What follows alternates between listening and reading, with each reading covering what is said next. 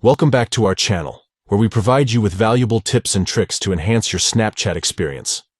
In today's video, we'll guide you through a comprehensive tutorial on how to remove a friend in Snapchat.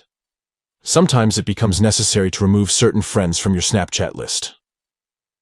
Let's get started. Step 1. Open Snapchat on your device.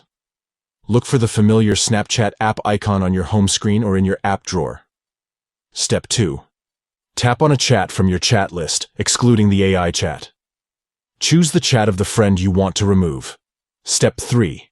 Tap on the name of the chat at the top of the screen. Then, tap on the three dots located in the top right corner of the screen. Step 4. In the menu that appears, tap on Manage Friendship. Then select Remove Friend. By following these simple steps, you can easily remove a friend from your Snapchat list, ensuring that you have control over your connections. If you found this tutorial helpful, please give this video a thumbs up and consider subscribing to our channel for more valuable content. Remember, removing a friend on Snapchat allows you to customize your friend list and maintain the connections that matter most to you. Thank you for watching, and stay tuned for more tips and tricks.